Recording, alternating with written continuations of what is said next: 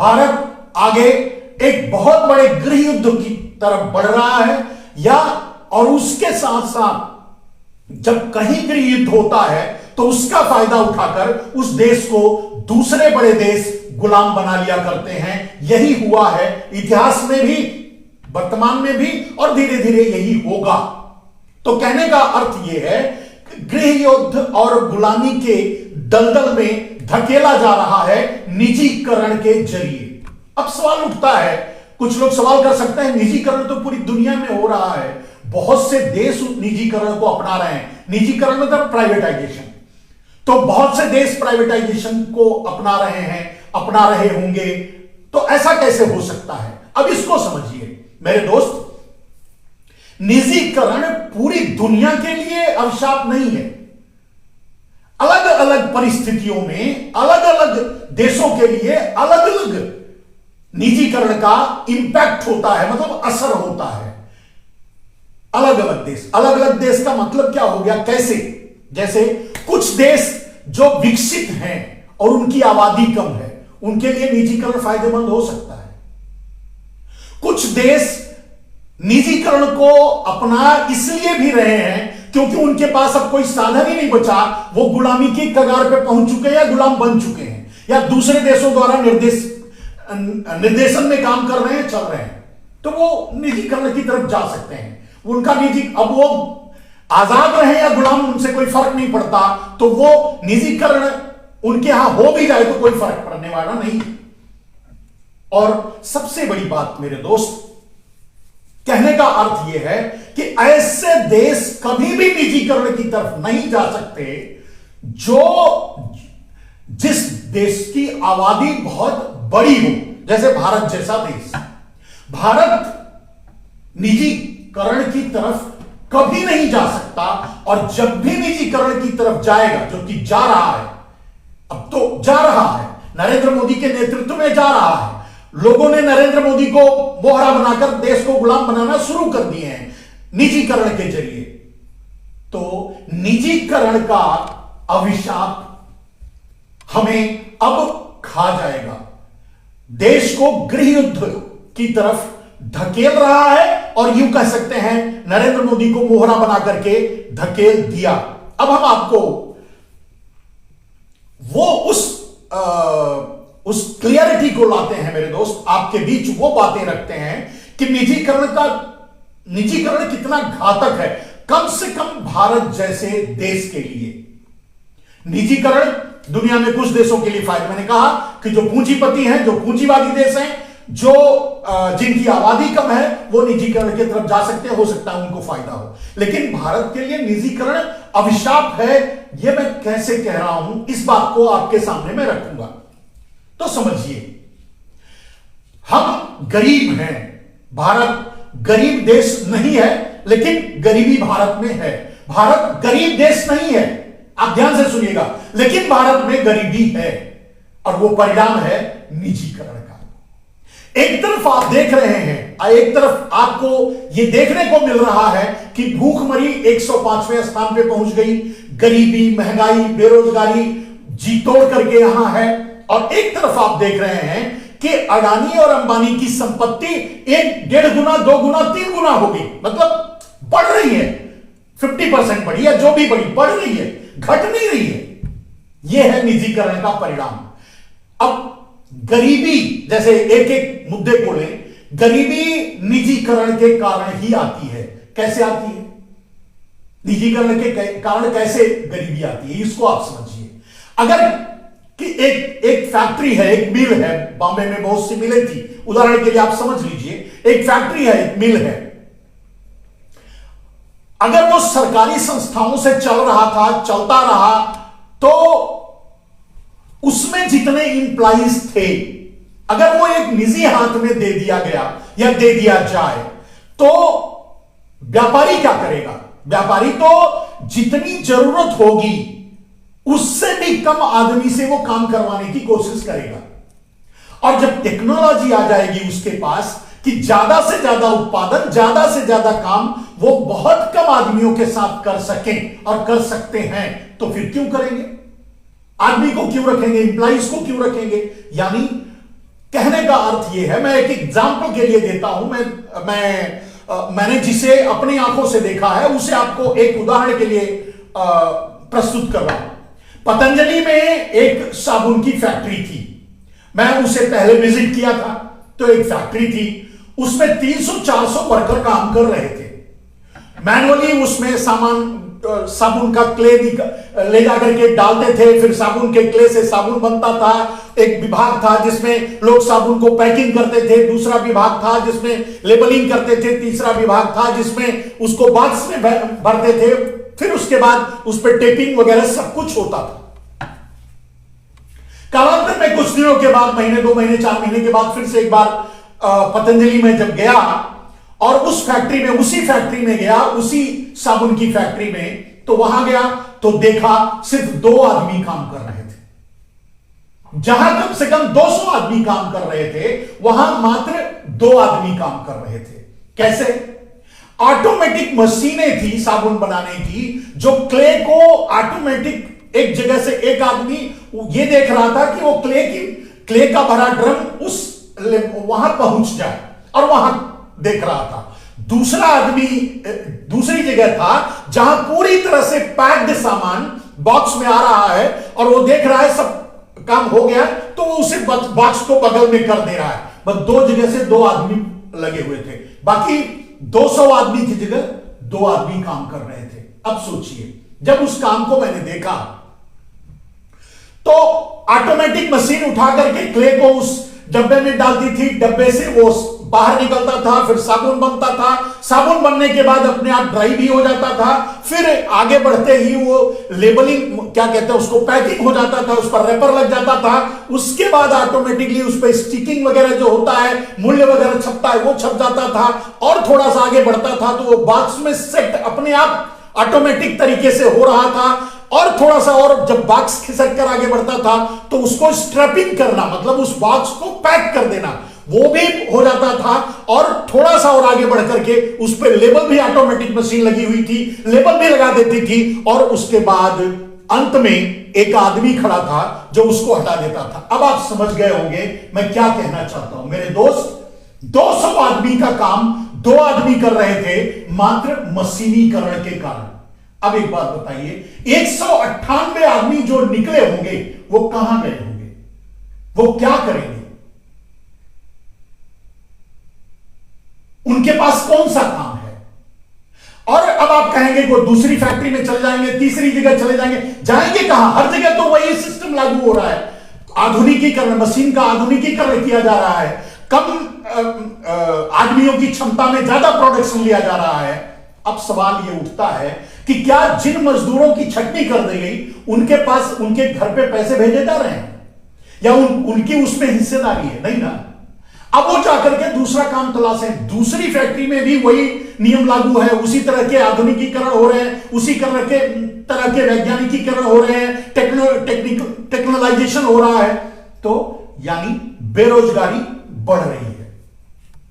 समझ गए? ये तो मैं कहा कि प्राइवेट कंपनी का, जो पहले से ही प्राइवेट थी। जब बड़े बड़े संस्थान भारत के निजी कर हाथों में दे दिए जाएंगे, तो जो व्यापारी लेगा उसमें सबसे पहला काम, एक व्यापारी जब अपने अंडर में किसी भी कंपनी को लेता है, चाहे सरकारी हो चाहे कहीं से उसे मिले, तो वो सबसे पहला काम करता है, आदमियों की छटनी कर देता है। कम से कम आदमी, कम से कम लेबर के जरिए अधिक से अधिक उत्पादन, यही किसी व्यापारी का, मैं भी व्यापारी हूं इसलिए मैं जानता हूं, तो कम से कम लेबर में अधिक से अधिक उत्पादन ही विजन होता है किसी एक व्यापारी का। फिर इसका मतलब बेरोजगारी। अब आप समझ लीजिए, तो इस बेरोजगारी को, जो पहले से ही भारत में बेरोजगारी एक बहुत बड़ा मुद्दा है, बेरोजगारों की संख्या एक बहुत बड़ी संख्या है। अब अगर इस तरह से बड़ी बड़ी कंपनियां, बड़े बड़े मिल, बड़ी बड़ी फैक्ट्रियां, बड़े बड़े संस्थान, और जो सरकारी संस्थान थे वो बैंक या इंस्टीट्यूशन, गवर्नमेंट इंस्टीट्यूशन, हर जगह से अगर इसी तरह से टेक्नोलॉजिकल तरीके से उन्हें निकाल दिया जाएगा, वो छटनी कर दी जाएगी, तो बेरोजगारी बढ़ेगी मेरे कहने का अर्थ यह है मेरे दोस्त कि प्राइवेटाइजेशन हमेशा बेरोजगारी को उछाल देता है और भारत में यही हुआ। जहां लोग रोजगार कर रहे थे, जहां लगे हुए थे, जहां काम कर रहे थे, वहां से उनके काम छूट गए। नए इंस्टीट्यूशन नरेंद्र मोदी बनाए नहीं, नया प्रोडक्शन सेक्टर बना नहीं, कहीं उनको काम मिला नहीं, तो बेरोजगारी बढ़ी, जो आज सबसे बड़ी समस्या है। और जब बेरोजगारी बढ़ गई तो गरीबी भी बढ़ गई। जब किसी के हाथ में पैसा नहीं आएगा तो वो गरीबी भी बढ़ेगी, वो कहां से खाएगा, आप खुद समझ लीजिए। तो जब बेरोजगारी बढ़ी तो गरीबी भी बढ़ी, जब गरीबी बढ़ी तो आदमी को जिस भाव में मिलना, मतलब कम से कम भाव में जो मिल रहा था उसमें वो ना खरीद पाने की स्थिति में आ गया। तो अब बढ़े हुए दाम और महंगाई को कैसे झेल पाएगा, तो भूखमरी बढ़ गई। कहने का अर्थ है मेरे दोस्त, जो मैं बताना चाहता हूं, इस प्राइवेटाइजेशन से देश में गरीबी, बेरोजगारी, महंगाई और भूखमरी सब कुछ बढ़ गई। महंगाई क्यों बढ़ गई, अब इसको दूसरे तरह से आप देखिए। महंगाई क्यों बढ़ी? महंगाई इसलिए बढ़ी कि एक आदमी कोई उत्पादन कर रहा है, जब उसको खरीदने वाला नहीं है, प्रोडक्शन कम कर देगा, वो अपना खर्चा चलाने के लिए उसका दाम बढ़ा देगा। महंगाई के दो कारण होते हैं, एक तो कम प्रोडक्शन करके ज्यादा दाम पर लोग बेचते हैं व्यापारी, और दूसरा प्रोडक्शन यानी जो खेतों से निकलता है, अनाज निकलता है, जो भी निकलता है उसको होल्डिंग करते हैं, स्टोरिंग करते हैं और उसका दाम बढ़ा करके लेते हैं। तो गरीबी, बेरोजगारी, महंगाई, भूखमरी सभी का मूल कारण है निजीकरण। और जहां आबादी है, जिस देश की आबादी ज्यादा है, उस देश के लिए तो कम से कम यही स्थिति है। इसीलिए महंगाई, गरीबी, बेरोजगारी, भूखमरी बढ़ी, अब और बढ़ गई। अब नरेंद्र मोदी के समय में बेरोजगारी बढ़ी है, इसको आप इनकार नहीं कर सकते। गरीबी भी बढ़ी है, इसको भी इनकार नहीं कर सकते। महंगाई तो जी तोड़ के बढ़ी है, इसको भी इनकार नहीं कर सकते। भूखमरी बढ़ी है, इसको भी इनकार नहीं कर सकते। तो बढ़ी नरेंद्र मोदी के जमाने में। अब अगर इसको इग्नोर करना चाहते हैं आप, जैसा कि मोदी चाहते हैं कि आप गरीबी, बेरोजगारी, महंगाई, भूखमरी, इन सब पर बात मत करो और इन सब पर सोचना बंद कर दो। चुनाव में मात्र यह बात सोचो कि आप हिंदू हो या आप मुसलमान हो, और यही सोचकर वोट करो। फिर क्या होगा? अब ऐसा सोचने के लिए आपको कैसे मजबूर किया जाएगा? आप गरीबी, बेरोजगारी, महंगाई के लिए नरेंद्र मोदी को जिम्मेदार ना ठहराएं, तो उसके लिए कौन सा तरीका है जो आपके दिमाग को डाइवर्ट करे? उसका तरीका बस यही है कि उनके अपने जो चैनल्स हैं, गोदी मीडियाज हैं, उनके जरिए वो ये प्रसारित करेंगे, करते रहेंगे कि आप हिंदू मुसलमान की बात करो, आप हिंदू खतरे में है, हिंदुस्तान खतरे में है, वगैरह वगैरह सांप्रदायिक बात करो। गरीबी, बेरोजगारी, भूखमरी की बात मत करो। मत करने के लिए मत करो, इसके लिए गोदी मीडिया को लगाया गया है। सारे चैनल्स उनके हैं, मान लीजिए मतलब अडानी और अंबानी के हैं। अब अडानी अंबानी के चैनल आपको कैसे बताएंगे कि तुम्हारी गरीबी के लिए मैं जिम्मेदार हूं, तुम्हारी बेरोजगारी के लिए मैं जिम्मेदार हूं, तुम्हारी मुफलिसी के लिए, भूखमरी के लिए, महंगाई के लिए मैं जिम्मेदार हूं। अब अडानी अंबानी के चैनल तो बताएंगे नहीं, क्योंकि उन्हीं के कारण से यह हो रहा है। और उन्होंने जिसको मोहरा बनाया है, नरेंद्र मोदी जैसे नेता को, जो गलती से इस गद्दी पर बैठा हुआ है, जब उसको ही मोहरा बना लिया, यानी हम पूरे देश को खरीदने की बजाय हम एक नेता को खरीद लें, तो पूरा देश हमारे हाथ में, हमारी मुट्ठी में है, हम जो चाहें वो देश के साथ कर सकते हैं। अब उन पर आवाज कौन उठाएगा? अगर सारे चैनल उनके हैं तो आपको सभी चैनल, जिस चैनल को आप खोलोगे, जिस चैनल को आप ऑन करोगे, वहां हिंदू मुसलमान के मुद्दे के अलावा कुछ भी नहीं मिलेगा। हालांकि दर्शकों में जागरूकता आई है, वो वहां से हट करके सोशल मीडिया और यूट्यूब चैनलों पर देख रहे हैं, सोशल मीडिया के द्वारा, यूट्यूब चैनलों के द्वारा मुद्दे को देख रहे हैं और परख रहे हैं, समझने की कोशिश कर रहे हैं। यानी जो गोदी मीडिया का चैनल है, अब उसका बहिष्कार होने लगा है। मेरे दोस्त, अब सवाल उठता है कि जो गरीबी, बेरोजगारी, महंगाई के लिए जिम्मेदार हैं, वो आपको कैसे बताएंगे अपने चैनलों के द्वारा, अपने माध्यमों के द्वारा, कि उसके लिए जिम्मेदार वो खुद हैं? वो नहीं बताएंगे। अब बारी आती है आपके नेता की। आपके नेता को अगर वो अडानी अंबानी खरीद लिए हैं, गुलाम बना लिए हैं, तो वो आपको कैसे बताएगा? वो भी नहीं बताएगा।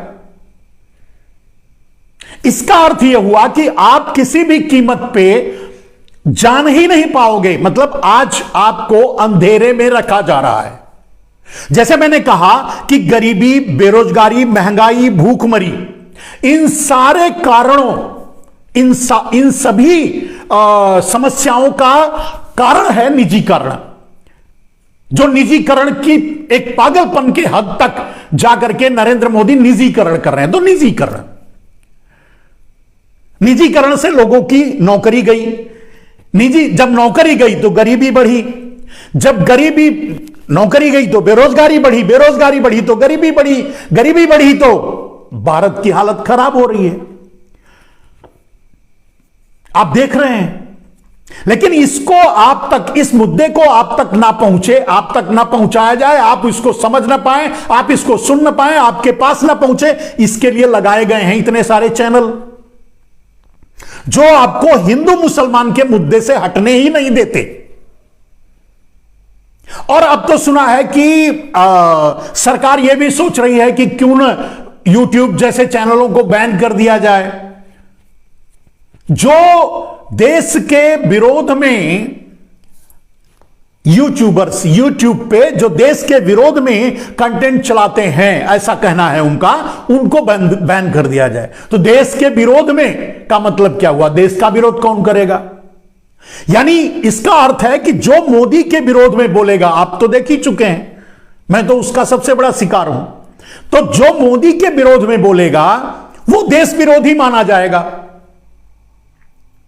और अगर बोलना नहीं बंद करेगा तो उसको कहेंगे पाकिस्तान चले जाओ, नहीं अगर पाकिस्तान भेज पाएंगे तो उसको जेल में डाल देंगे। ये होगा। मेरे दोस्त, आज मैंने जब इस मुद्दे को आपके सामने रखना शुरू किया मेरे दोस्त, तो मैंने कहा कि मोदी को मोहरा बनाकर निजीकरण का जिन्न, मोदी तो सिर्फ मोहरे हैं, निजीकरण का जिन्न देश को गृह युद्ध और गुलामी के दलदल में धकेल दिया। सत्ता में बैठे लोग अपनी भागीदारी के लिए लड़ रहे हैं। मैं नेता बन जाऊं, मैं एमपी बन जाऊं, मैं विधायक बन जाऊं, मैं मंत्री बन जाऊं, मैं प्रधानमंत्री बन जाऊं, मैं मुख्यमंत्री वगैरह वगैरह। वो अपनी लड़ाई में अपने में व्यस्त हैं। मुझे एक सीट चाहिए, मुझे वो चाहिए। किसी को इस पार्टी से नहीं मिला तो उस पार्टी में चले जाएंगे, उसने मिला तो तीसरी में चले जाएंगे। कहने का अर्थ यह है कि किसी को देश की चिंता नहीं है, या उसे देश की समझ नहीं है कि देश किस खतरे से गुजर रहा है। अब आप कहेंगे कि गरीबी, बेरोजगारी, महंगाई, भूखमरी और निजीकरण से गृह युद्ध कैसे होगा? मेरे दोस्त, जब गरीबी, बेरोजगारी, महंगाई और भूखमरी एक सीमा को पार कर जाएगी तो गृह युद्ध होगा। और तभी गृह युद्ध होता है। दुनिया में जहां गृह युद्ध होता है, यही से ही होता है।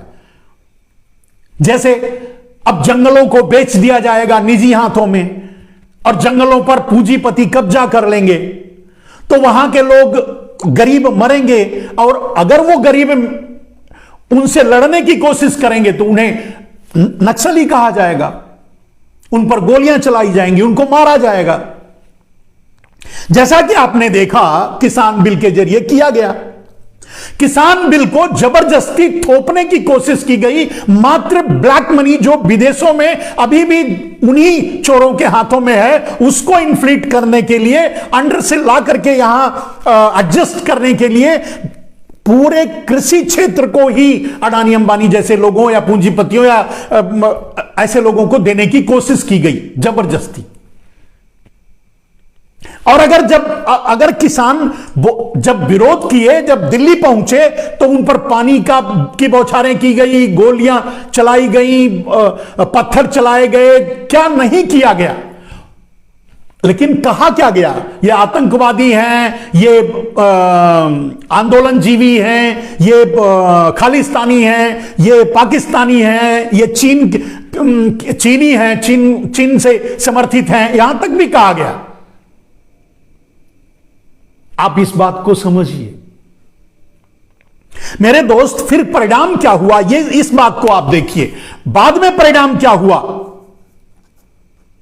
बाद में परिणाम यह हुआ कि देखने के लिए, जब इनकी आपस में मंत्रणा हुई तो देखने के लिए तो इन्होंने किसान बिल वापस ले लिया, लेकिन इनडायरेक्टली लागू कर दिया। कैसे लागू कर दिया? निजीकरण के जरिए। वहां भी निजीकरण हथियार बनाया।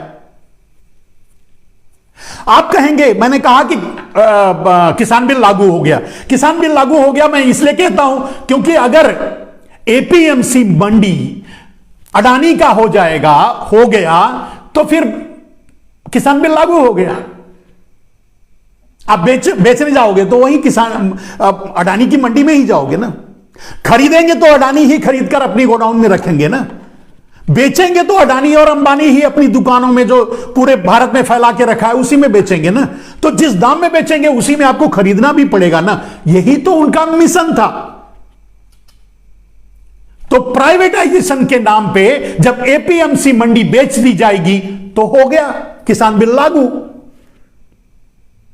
प्राइवेटाइजेशन के नाम पे जो सरकारी फैक्ट्रियां हैं, जो खाद बनाती हैं, जो आपको खाद पहुंचाती हैं, जो आपको डिस्काउंट पे भी मिलता है, सब्सिडी छूट वगैरह पे भी मिलता है, वो नहीं मिलेगा क्योंकि उस फैक्ट्रियों का भी निजीकरण हो जाएगा। और जो फैक्ट्रियां निजी नहीं है, पहले से निजी हैं, उसको वो लोग वो ग्रुप यानी अडानी अंबानी जैसे ग्रुप जिन्होंने अपना सॉइल बना के रखा है, वो कब्जा कर लेंगे उस पे।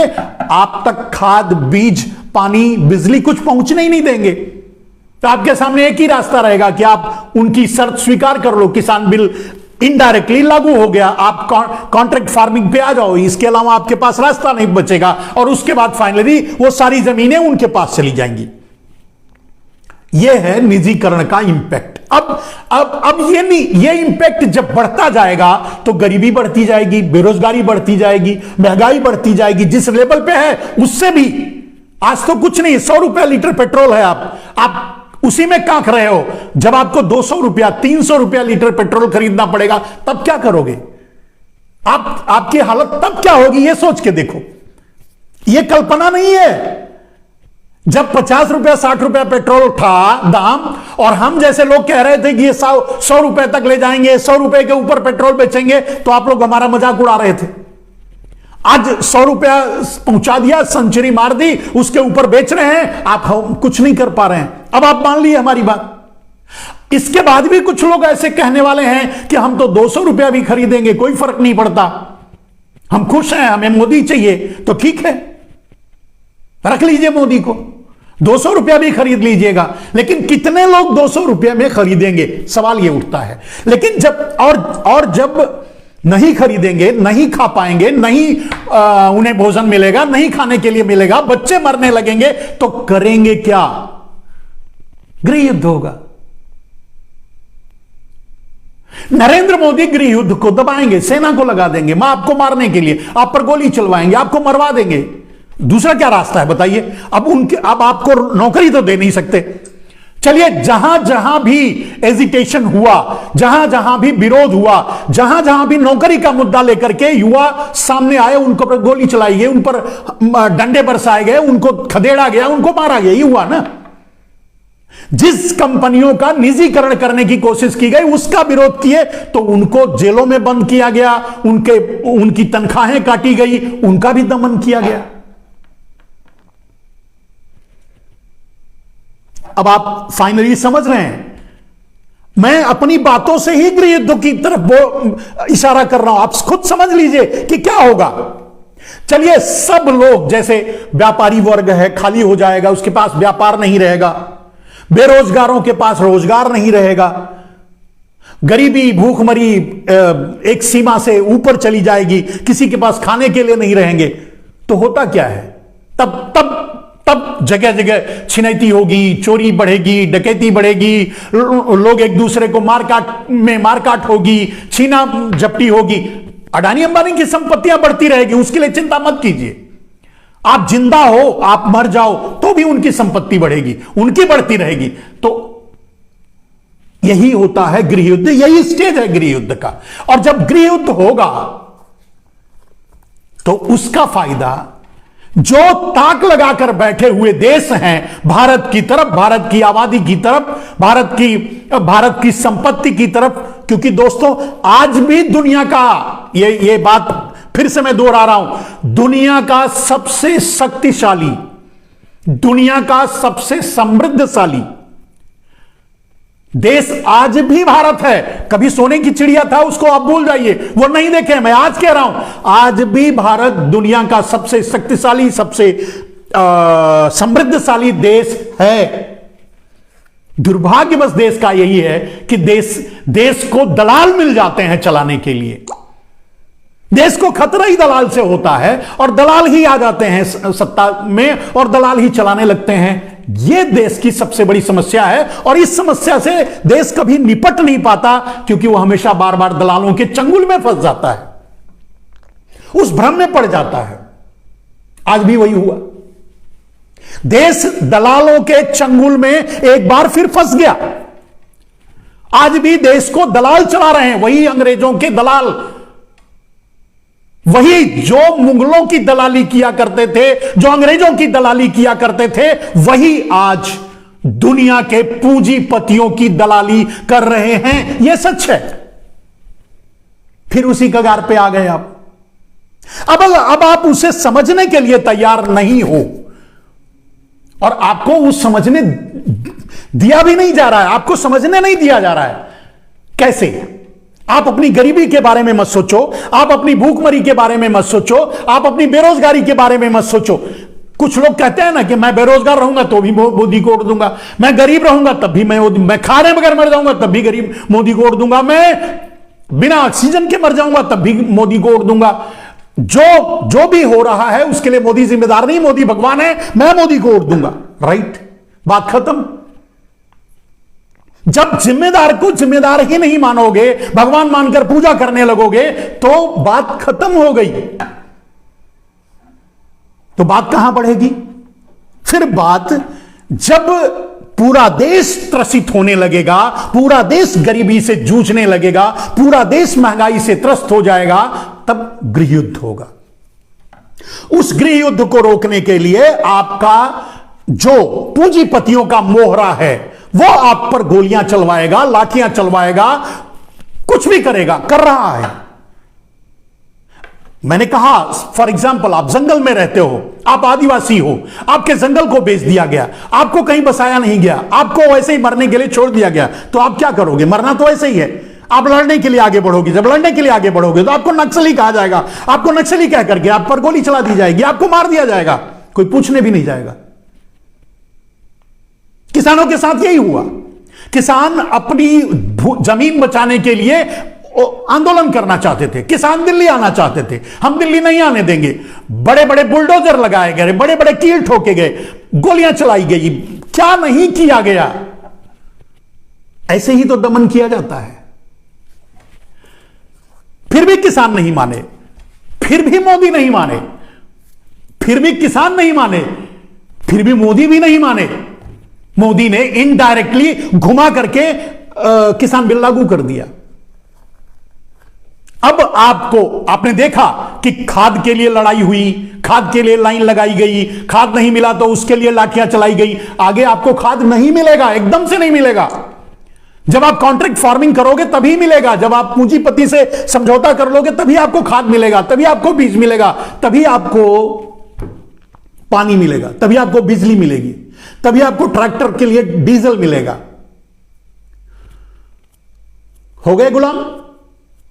कोई शंका, कोई बात रह गई ऐसी छूटी जो ये कहे कि नहीं आप उस समय गुलाम नहीं हो? तो आप वही करोगे जो पूंजीपति चाहेगा। आप अनाज पैदा करके बेचने जहां जाओगे वो मंडी अडानी की होगी, यानी एपीएमसी अब बेच देंगे, मतलब फूड कॉरपोरेशन ऑफ इंडिया को अडानी को निजीकरण करने के बहाने उसे अडानी को दे देंगे, अंबानी को दे देंगे, किसी और को दे देंगे, किसी उद्योगपति को दे देंगे, औने पौने दाम में दे देंगे। क्या करोगे आप? यह है घातक परिणाम बेरोजगारी, गरीबी, महंगाई, भूखमरी के लिए जिम्मेदार। और उसके बाद मैंने कहा कि उसके बाद लोग बाहर निकलेंगे, लोग नहीं खाना भोजन रहेगा, भूखे तो रहेंगे नहीं, छीन कर खाने की कोशिश करेंगे। जब छीन कर खाने की कोशिश करेंगे, अपना हक मांगेंगे तो उन पर गोली चलाई जाएगी, सरकार चलाएगी। यही तो करती रही है, यही तो होता रहा है। किसान तो अपना ही हक मांग रहे थे ना, किसान मोदी से मांग रहे थे क्या कि मतलब ये जो सेंट्रल विस्टा बना रहे हो उसमें से थोड़ा पैसा हमें दे दो?